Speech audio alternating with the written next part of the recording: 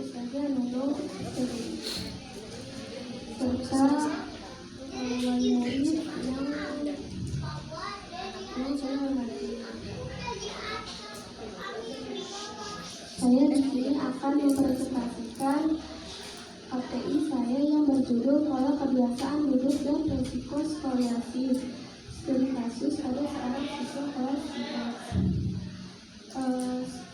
Skoliosis adalah kelainan tulang belakang yang mengatur ke kanan atau ke kiri. Biasanya menyerupai huruf S atau C.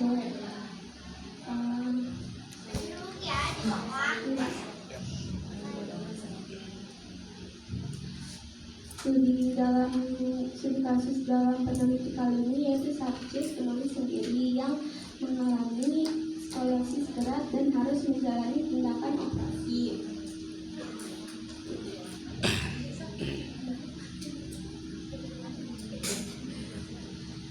Rumusan masalah yang penulis sampaikan yaitu bagaimana kebiasaan duduk subjek studi kasus dalam kegiatan sehari-hari. Yang kedua, apa saja keluhan yang subjek alami sebelum didiagnosis skoliosis. Yang ketiga, bagaimana pengaruh kebiasaan duduk terhadap posisi skoliosis berat yang dialami subjek. Yang keempat, apa upaya yang dilakukan subjek setelah menjalani operasi skoliosis.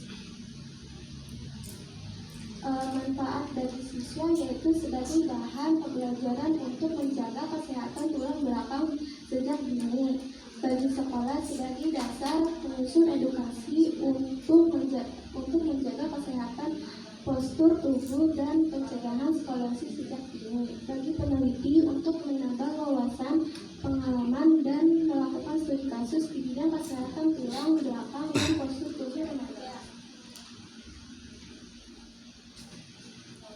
Skoliosis adalah di mana tulang belakang yang melengkung secara abnormal atau menyerupai huruf S atau C.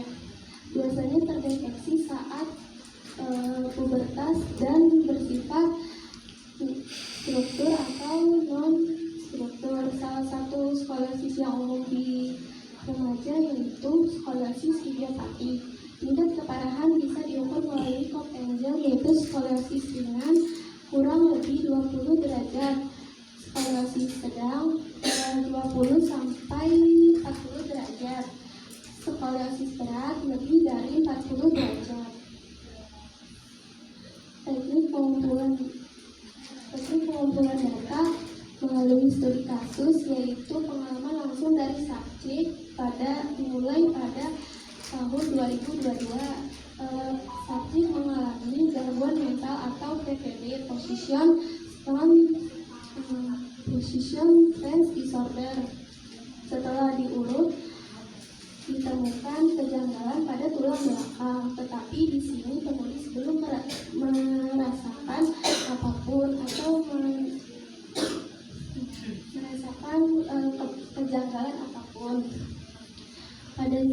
Pada September 2023, tulang belakang tampak menonjol atau merasa ada punggung di punggungnya. Pemeriksaan medis menunjukkan skoliosis mencapai 70 derajat. Setelah pengobatan alternatif tidak berhasil, subjek mengambil jalan medis lagi dan menjalani operasi pemasangan pen pada tanggal 3 Maret 2025. Tetapi setelah sadar, kondisi penulis ini kaki kirinya tidak bisa bergerak. Pada 7 Maret 2025, penulis menjalankan operasi kedua yaitu operasi skoliosis lagi karena kaki kirinya tidak bisa digerakkan. Setelah operasi yang kedua, alhamdulillah kaki kirinya bisa digerakkan kembali. Selama di rumah sakit saya dirawat 12 hari sampai pada tanggal 14 Maret 2025. Setelah rawat inap, kondisi fisik dan mental subjek mulai membaik dan agar ia kembali kembali menjalani aktivitas dengan lebih nyaman. Pembahasan dan analisis. Yang pertama, subjek sering duduk dengan posisi membungkuk atau condong ke satu sisi. Yang kedua, subjek juga sering duduk dengan waktu yang lama tanpa melakukan peregangan setiap 30-60 menit. Yang ketiga, subjek kurang istirahat atau pergerakan.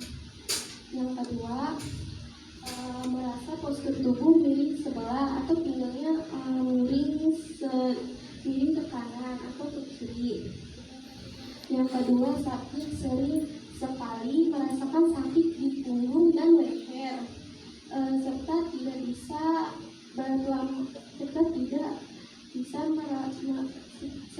cepat lelah saat berjalan atau berlari. Yang ketiga, subjek juga sulit untuk bernapas atau jika bernapas itu terasa sesak di dada. Yang ketiga, postur tubuh tidak simetris saat duduk menyandar satu sisi. Dua, tekanan berlebihan pada tulang belakang dikarenakan duduk terlalu lama tanpa penyangga punggung yang baik. Yang ketiga, menurun kekuatan otot penyangga tulang belakang duduk pasif terus-menerus bisa melemahkan otot-otot inti dan punggung. Yang keempat, subjek melakukan fisioterapi rutin, yaitu setiap hari Selasa dan Jumat. Yang kedua, menghindari aktivitas fisik yang berat dalam beberapa bulan pertama pasca operasi. Yang ketiga, mengikuti kontrol medis rutin secara berkala untuk mengecek perkembangan selama masih dipasang implan atau pen. Yang keempat, menggunakan korset secara rutin. Berdasarkan hasil penelitian, bisa diambil kesimpulan bahwa dalam kebiasaan duduk yang tidak ergonomis dan dilakukan dalam jangka waktu yang lama berkontribusi signifikan terhadap peningkatan risiko dan keparahan skoliosis pada siswa. Kebiasaan seperti membungkuk, menyandar ke satu sisi, dan duduk tanpa penyangga punggung yang tepat dapat memperburuk kandungan tulang belakang. Saran bagi siswa disarankan untuk mulai menjaga postur tubuh yang lebih baik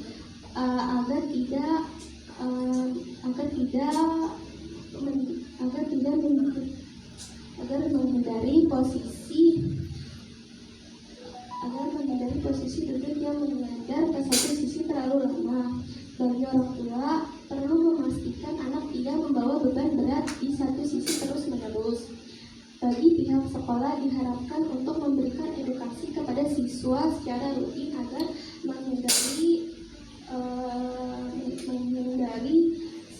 menghindari diagnosis skoliosis sejak dini. Yang keempat, untuk peneliti selanjutnya disarankan agar dilakukan studi kasus dengan jumlah subjek lebih banyak dan jangka waktu yang lebih lama agar mendapat informasi yang lebih dalam tentang postur tubuh dan kesehatan tulang belakang. Ini foto subjek setelah dan sebelum dioperasi.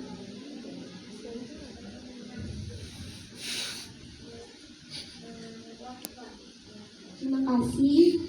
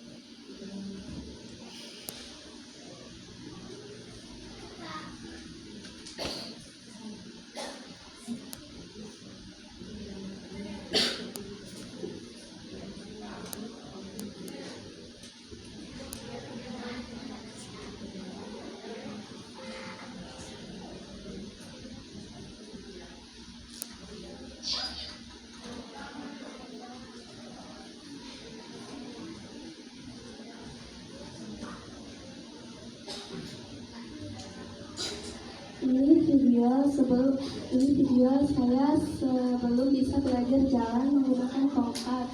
Tapi alhamdulillah sekarang sudah bisa jalan dengan baik.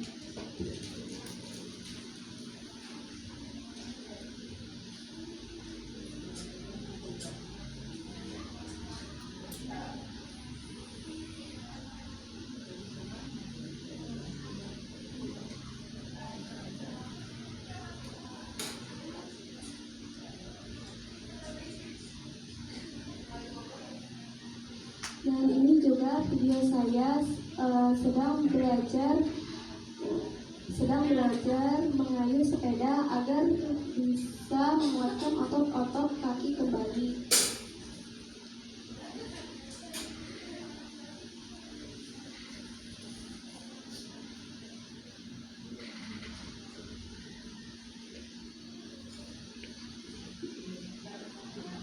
Terima kasih sudah menerima presentasi KPI saya.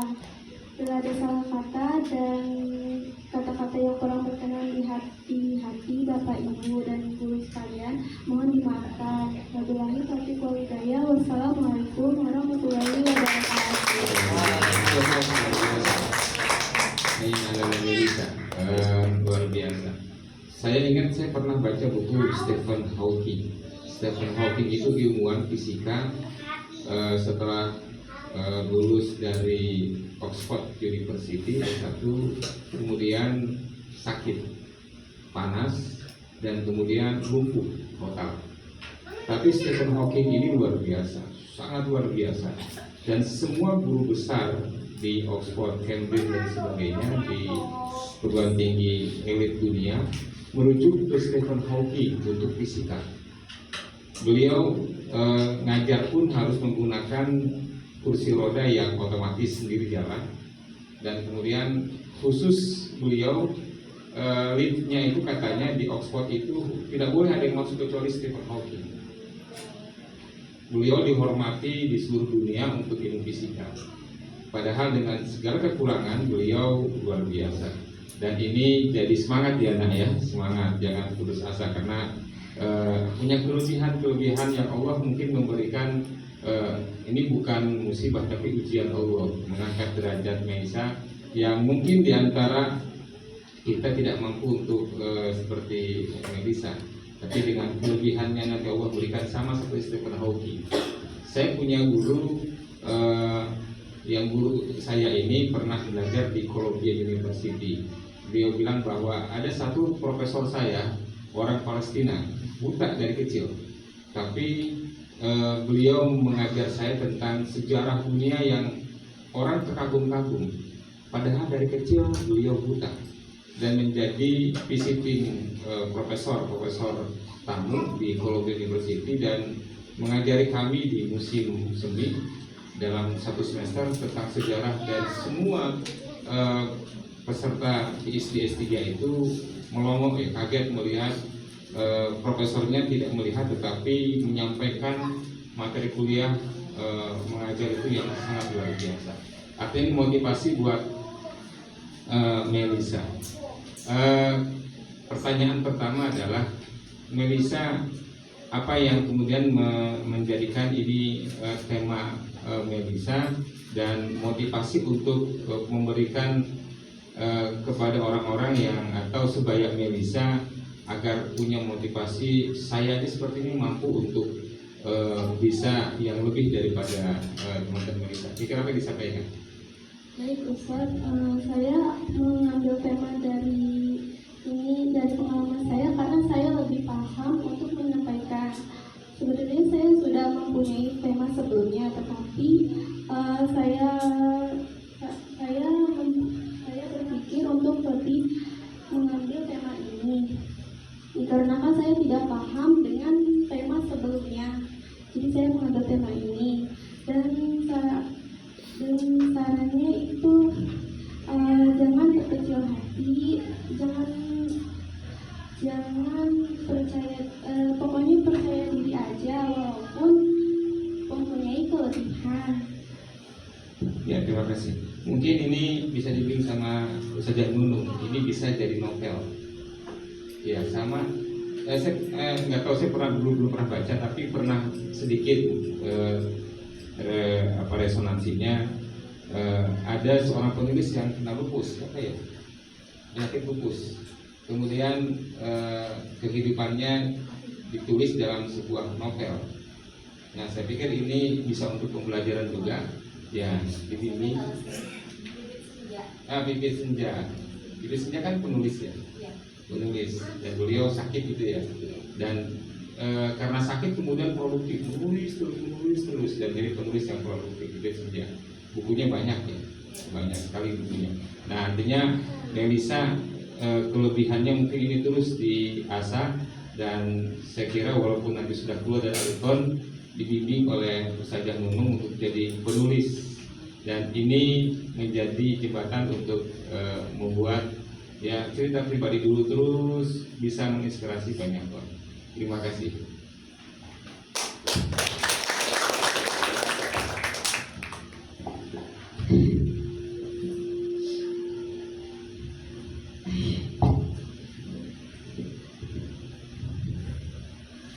Saya nggak bisa nahan air mata ya.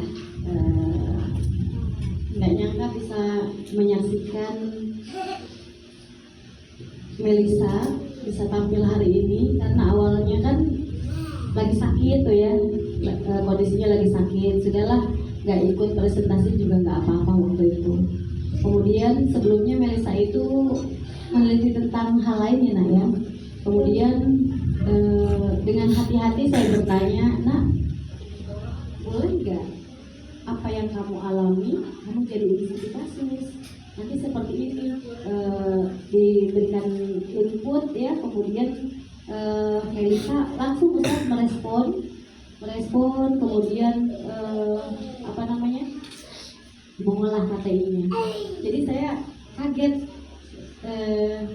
dalam waktu yang sebentar ya nak ya.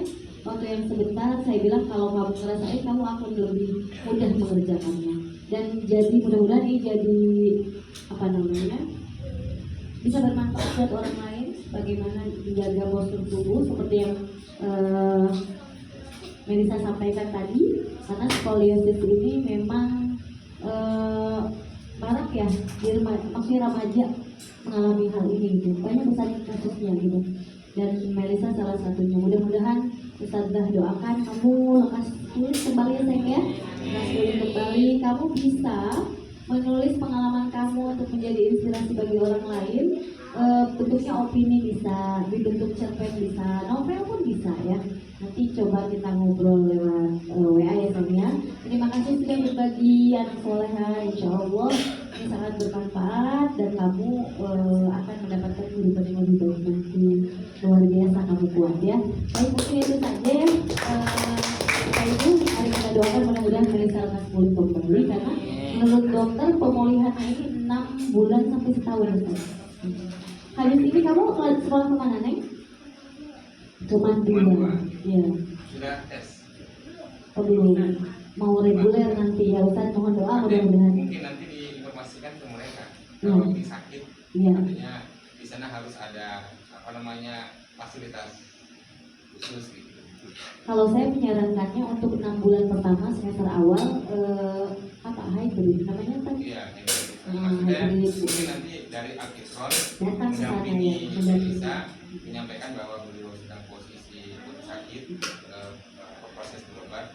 Nanti ketika tes jangan sama dengan yang normal. Baik, betul. Akan jadi catatan kami mungkin nanti dengan Ustazah Nadia dan Ustazah Nadia yang Ustazah Habibie.